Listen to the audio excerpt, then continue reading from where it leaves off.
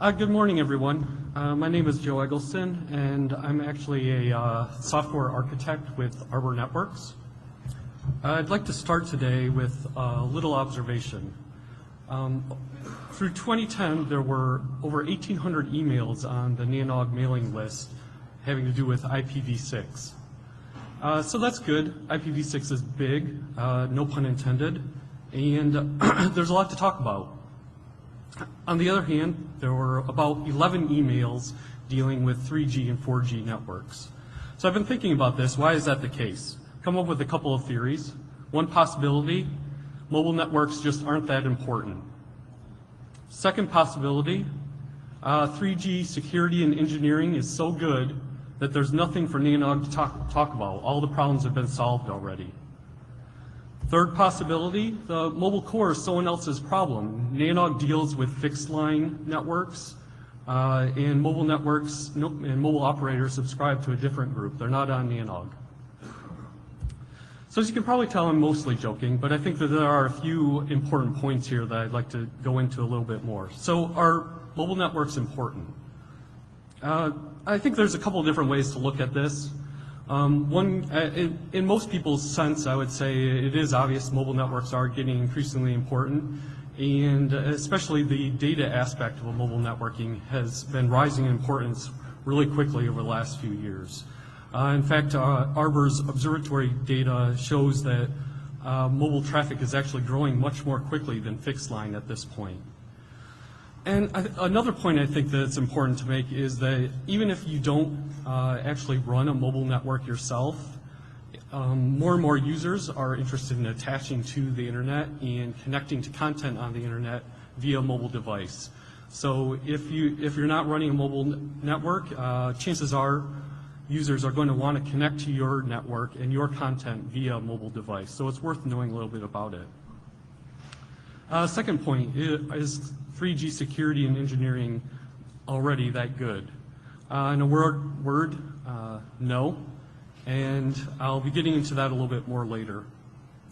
So last point, is this someone else's problem? Well, traditionally in some ways, yes, it was. It used to be the case that even within one company that had both a mobile and a fixed line network, there are two completely separate organizations within the same company. And once the data packets hit the mobile network, basically it was, in effect, you're throwing those packets over the wall and it's someone else's problem at that point. But according to, this is actually data from our infrastructure survey, at this point already a third of organizations that have both mobile and fixed have merged those groups together. Convergence is really happening right now, and convergence in a real sense means the organizations within the network are being merged together. And more to the point, and I think kind of an interesting point, is that fixed line security groups are seen as having the expertise. So they are being charged now with securing the mobile network. So if you don't care about mobile networks now, I think that probably pretty soon you will. All right, so I just want to take a step back and go through the agenda for my talk. Right now we're in the middle of motivation. I've got a little bit more to say about that. And I'm going to give a couple of brief examples of the unique challenges unique to mobile networks with engineering security. And then hopefully at the end we'll have some time for questions. So motivation, why am I up here talking about mobile networks today? Well, Arbor Networks is a security company, and when stuff happens, quite frequently we get called in, and we're frequently called in to help out in mobile networks as well. Over time it's become apparent that really the landscape here is changing really quickly. Just in the last few years, the amount of attacks and scrutiny within a mobile network has been growing quickly. If you pay attention to the hacker community, the list of exploits is growing really quickly. But it's not clear that the organizations that exist right now in the mobile space are really paying attention to this. So part of my goal for today is to just help kick off the conversation, broach the topic within NANOG itself, and kind of get the ball rolling. Okay. So moving on. So NANOG already talks about security and engineering a lot, so why is mobile different? What are the unique aspects of mobile networks that mean that what we're already talking about isn't quite enough? The first point here, I think, is basically these are the, I guess you would say the table stakes of mobile networks. These are some of the issues that will always be there. They're slowly improving over time. Spectral efficiency is getting better, especially as handsets get more powerful processors and are able to do more advanced signal processing. Backhaul is improving.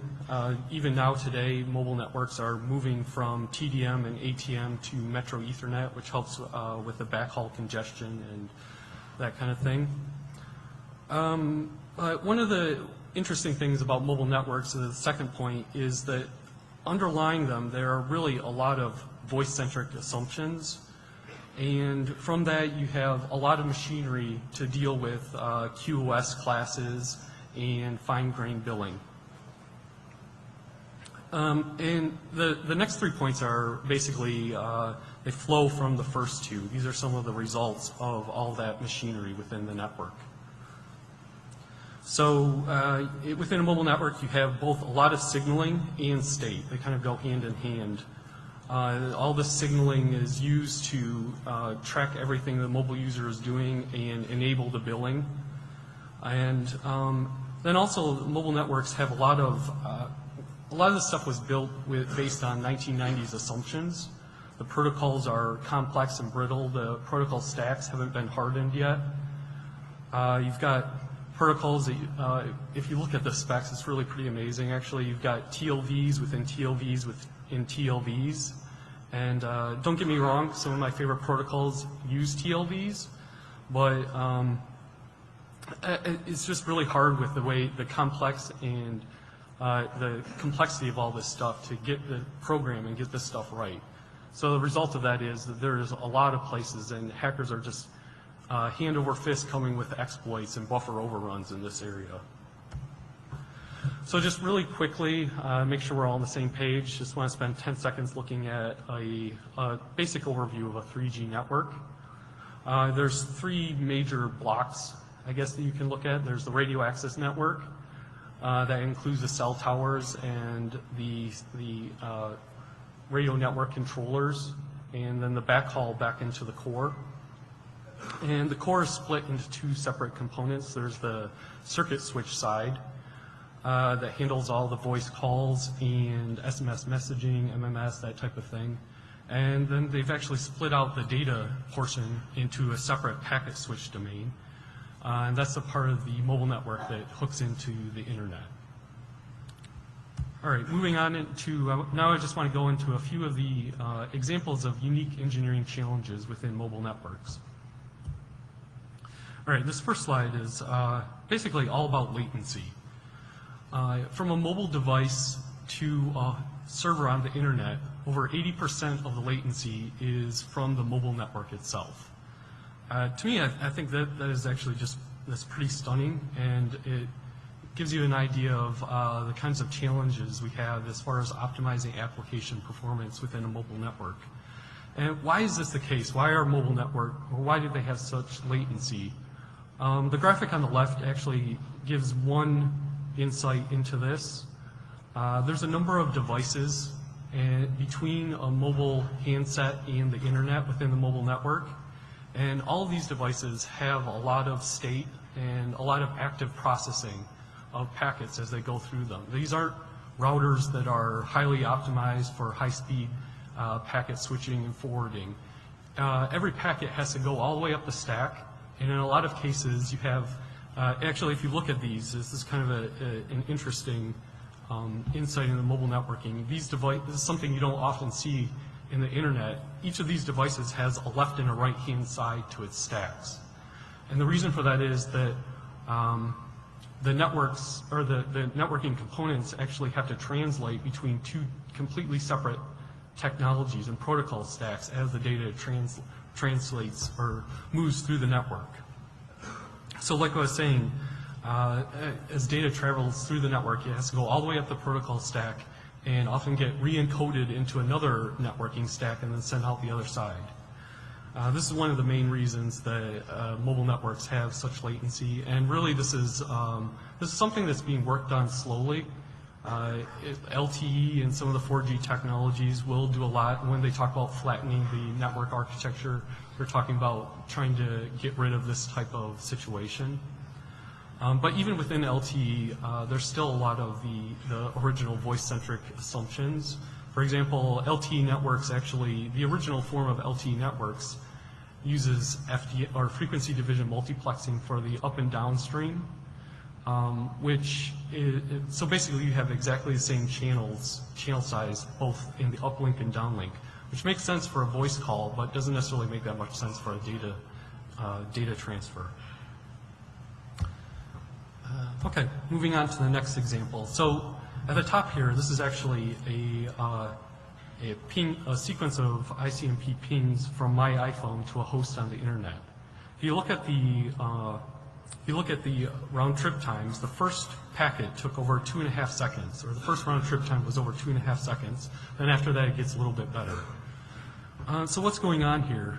Basically, when a phone or when you bring up a data connection, the network goes through a series of states, and it's almost like it's shifting you through different gears, getting you ready for a data connection. You usually start out in the idle state, and that's where my phone was at first, and then the network had to shift me into the next state, which is a shared uplink channel called cell FACH. That is, generally it's a lower bandwidth, higher latency state. And if you use if your data connection is using enough data, then the network may shift you up into a dedicated channel, has lower latency, higher throughput. But if your data connection slows down too much, if your ACKs aren't getting sent back quickly enough, the network may choose to, by itself, may choose to shift you back down into a lower bandwidth state. So the interesting thing here is that actually all of these parameters are configurable by the network operator. And different networks actually choose different parameters for this stuff. And then, of course, different handsets also have different parameters built in. So you can imagine what all this does to TCP trying to optimize its throughput. You get a lot of weird effects and interactions between the network and TCP. All right, this slide just gives an example of some of the signaling that goes on within a mobile network. On the left-hand side, this is actually a decent subset of the signaling that occurs when a phone connects to the network and sets up a data connection. And just to give you an idea of what this does to a mobile network, on the right-hand side, this was with iOS 3, Apple actually introduced a feature called fast dormancy. It's basically an attempt to preserve battery life that really quickly with a short timer after a data connection stops, the phone will switch itself back into the idle mode and tear down the networking connections. So when iOS 3 was rolled out, the extra load from all this signaling just really was causing a lot of havoc within mobile networks. And this is, I think, actually an interesting point. If you can imagine if it was basically a normal operation or a vendor optimization can cause these kind of problems. Imagine what a compromised end host that's intentionally doing this kind of thing can do to the network. So the last of my challenges is actually just a little bit of interesting data that we've been able to pull from Arbor's Atlas, anonymous statistics. So the point here is really that mobile traffic is actually quite a bit different than fixed line traffic. It exhibits different characteristics. Right now, there's 2 to 3 times as much Google, Microsoft CDN traffic as a percentage on mobile networks as compared with fixed line networks. And I think that this generally makes sense if you think about the typical usage patterns of mobile users and what they're doing. Most of the time, if I'm using data on my iPhone, I may do a quick search with Google or something like that. So this pretty much makes sense to me. You also see a fraction of the P2P traffic on mobile networks as compared with fixed line. Again, I think this makes sense. Most people aren't running BitTorrent on their iPhones at this point. And for that matter, most mobile networks don't allow mobile-to-mobile traffic. One of the odd things that we've noticed actually is that there's 5 times as much Xbox as a percentage on mobile networks as on fixed line. Not really sure what's going on here. Probably some things we can look in a little bit more. We have seen some stuff on some reports on the internet, some ads for like 3G dongles for your Xbox if you don't have a very good broadband connection. It's sort of at this point just more of an oddity than anything else. All right, now I've got I want to go over a few of the unique security challenges in the mobile space. First of all, I want to just take a step back and look at the state of security within mobile networks. This data is, again, from our infrastructure survey. I think the takeaway points here are, in the words of mobile operators, mobile security is bad. So mobile operators seem to agree that there's quite a bit of room for improvement. There's a broad range of attacks against both subscribers and mobile infrastructure. One of the interesting things is most of the IP level services, according to the survey, are what's under attack. Although my suspicion here is that the reality is that's where the visibility and the tools are. And there's a whole lot of things going on elsewhere within the network, but the tools just don't exist. The visibility isn't there to see what's going on. And another point on the state of mobile security, really this has been evolving really quickly in just the last few years. This graphic at the top is, I did a quick survey of various hacker conferences, and these are the number of reported mobile exploits in the last 4 years. So the level of scrutiny within the hacker community is ramping up very quickly. And this is indicative, I think, of just the number of three things that are happening really quickly within mobile networks. Some of the original assumptions of mobile networks are starting to fall. That you always used to be able to assume that these were closed networks. There was only a few SS7 interconnects, or they were all trusted SS7 interconnects and GRX peers, and you could trust the handsets to be well behaved. This really no longer is the case. There's over 300 peers on the GRX networks, or GRX peering points now, and it's really not that hard to get an SS7 interconnect. You can go on the internet and apply for one.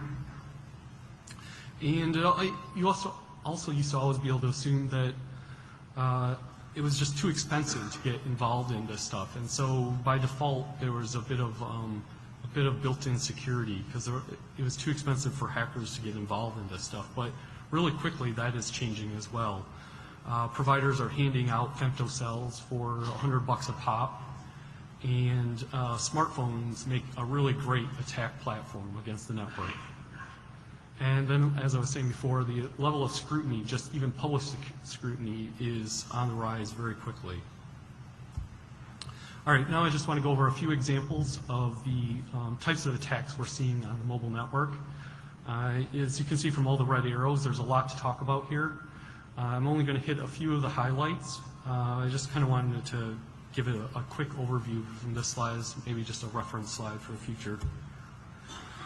All right, so the first example is the types of threats we're seeing on the GI interface. The GI, if you don't know, is the interface that connects a mobile network to the internet.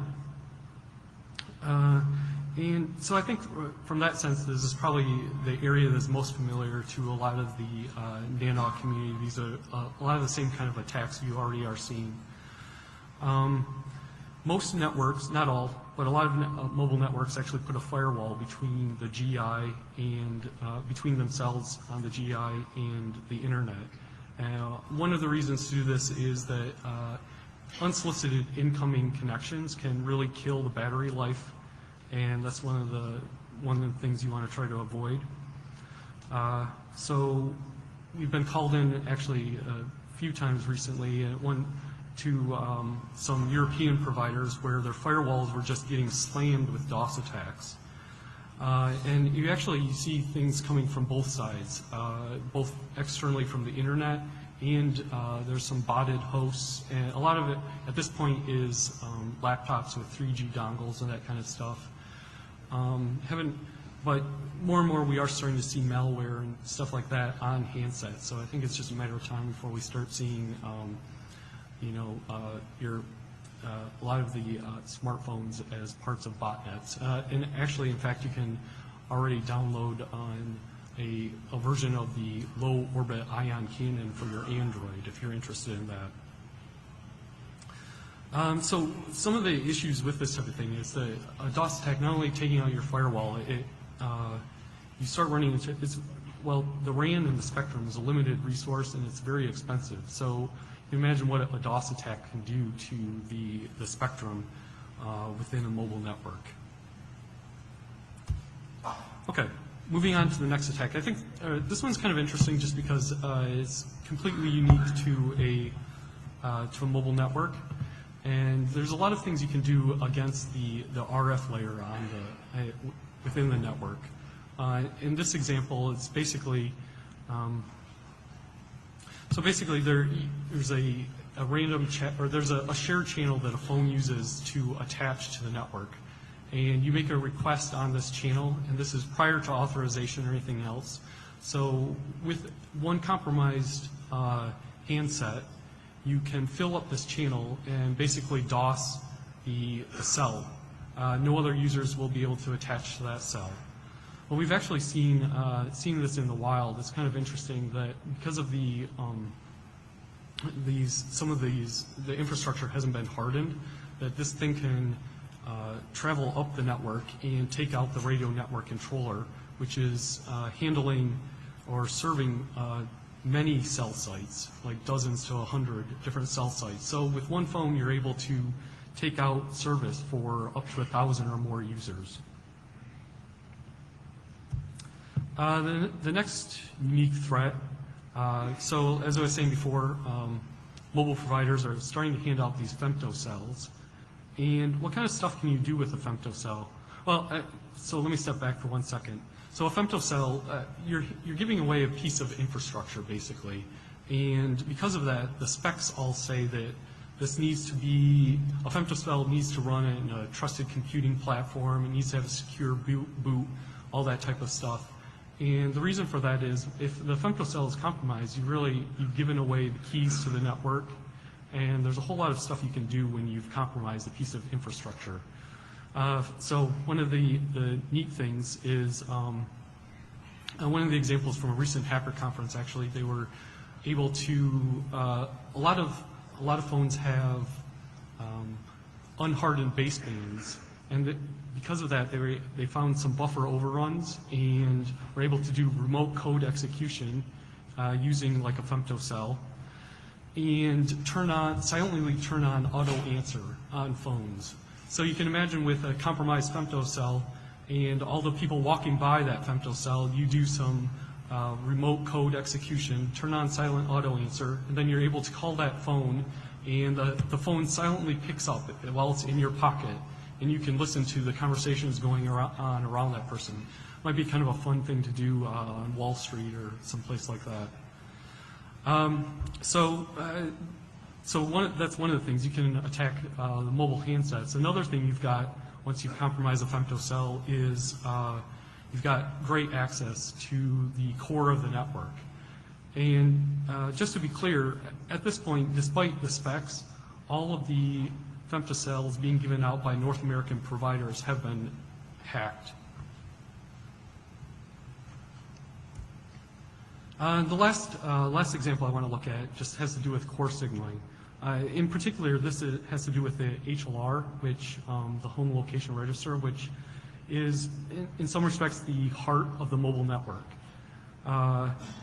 It holds all of the it's basically a big database. It holds all the subscriber information, and pretty much nothing goes on within the mobile network without first querying the HLR. It has all the authentication keys, subscriber location, everything to do with subscriber information.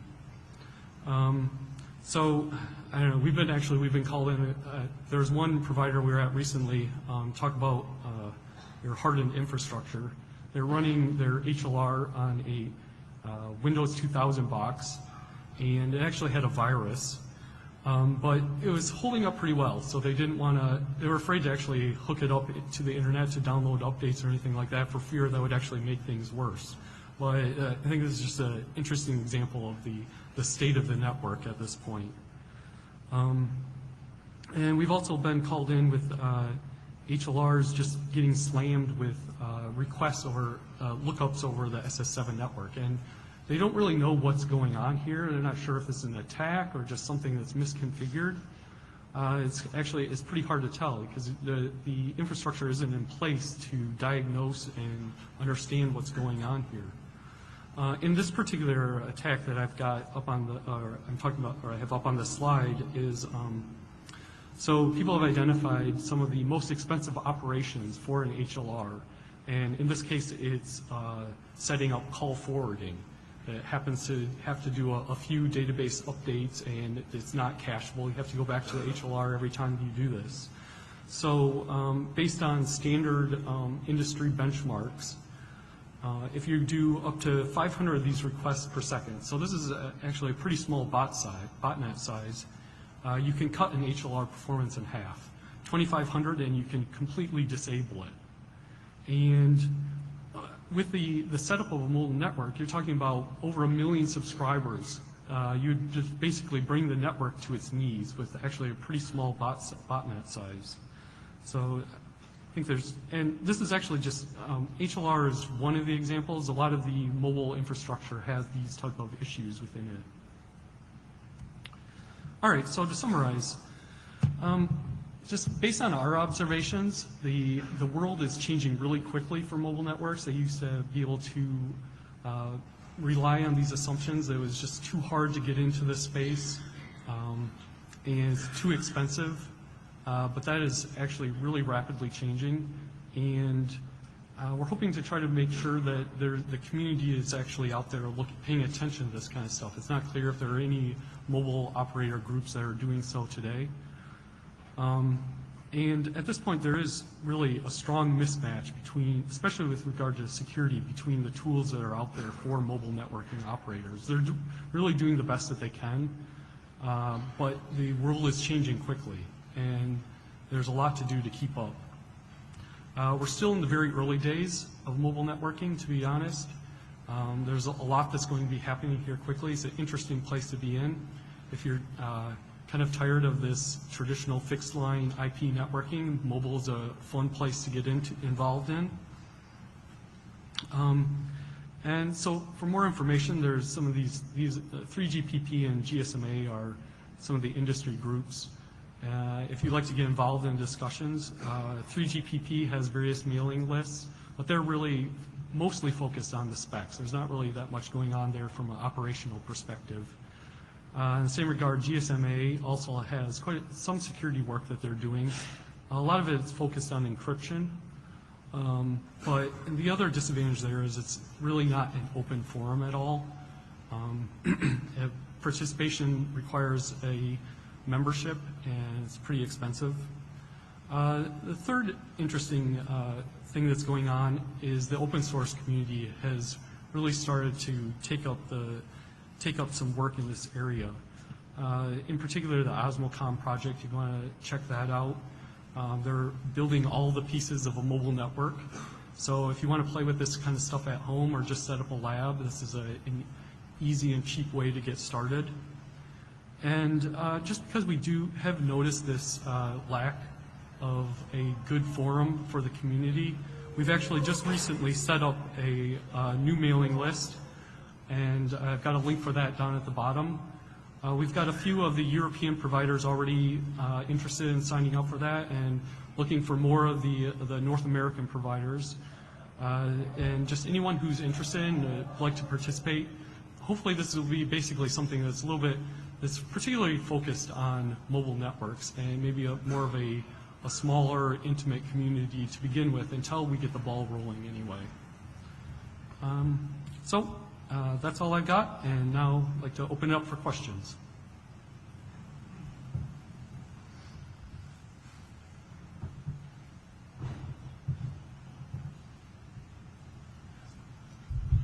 Tony Capella, Five Nines Data. I'm curious about control plane, data plane separation in this space. We kind of have it in what we might call the fixed networks, but in this one it seems like you mentioned at least one slide on folks of using access control channels, specifically the unauthenticated ones or ones which must be open just to function. Mm-hmm. And then you detailed ways that things are flowing through even further, which can cause further harm to the mobile operators' facilities.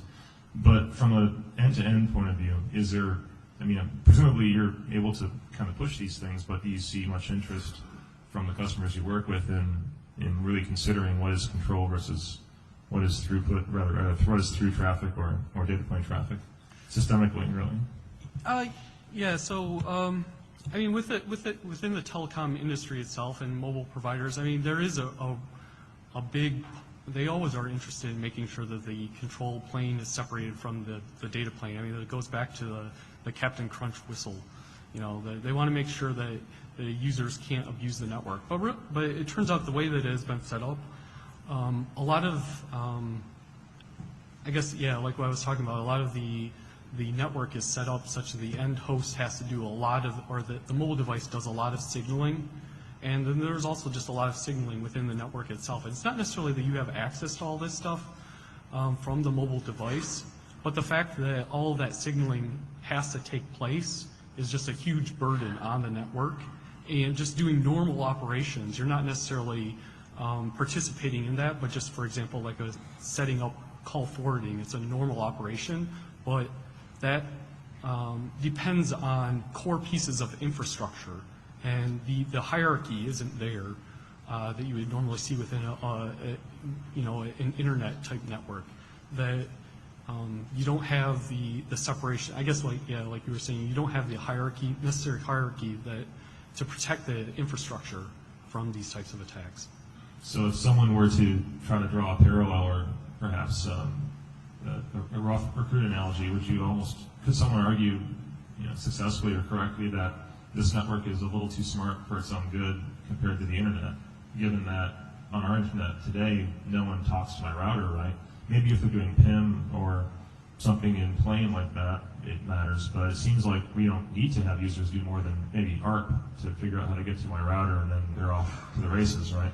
It seems like in the voice world, along the same lines, we have to depend on that stuff being baked in, and we can't talk about something that's really end-to-end. We have to consider the middle pieces as a direct feature that I talk to as a user. Yeah, I think that's exactly right. It goes back to, when I was in school, you learned about the differences between the internet way of thinking and the telecom network way of thinking, as end-to-end versus intelligence of the network. And really, the network has been designed such that it provides services, and because of that, there's a lot of heavyweight machinery that's ongoing within the network.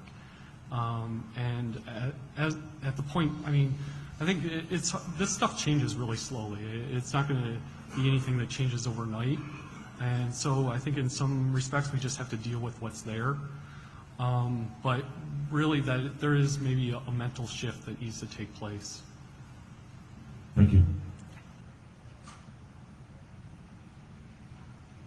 My turn. Hi. Hey, Ted Cindy from Split. Hi. Slide 14, I think it was, you had some stats on traffic, Google, Limelight, yeah, that one. I'm curious if the Google number, is that an average? And have you done any correlation on the traffic for when new handsets are rolled out and their distribution? We haven't really dug into this too much yet. You should. No, I agree. This is some very interesting stuff going on there. This is actually just, this is basically, these are from the anonymous stats that we collect, and these are from operators. So within Atlas, it's all anonymized, but you get to self-identify yourself as a mobile operator.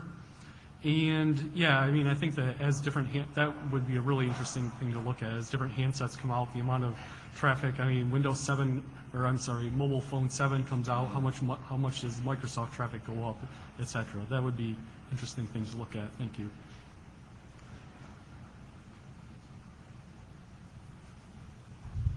So, through your study, have you considered right now a lot of mobile providers doing the 3G offload? How does that change the landscape of overall security perspective, and also what are the most popular apps for the the data part of the enabled by the higher bandwidth 3G 4G network? I mean, I guess I don't really know if I can say on what are the most popular apps. I do know that there is, just within the industry, there's a trend. People are talking about a lot of ways to try to improve 3G performance. Moving on to WiMAX or LTE networks is one way to help improve the latency. But the other idea is, like you were saying, there's a 3G offload where you shunt the data traffic before it even gets to the mobile core. It's kind of a funny phenomenon, actually. It's kind of like you're just throwing up your hands and saying, we're not going to be able to fix this, so let's just drive around the problem. But yeah, that is one of the things that I hear people talking about quite a bit.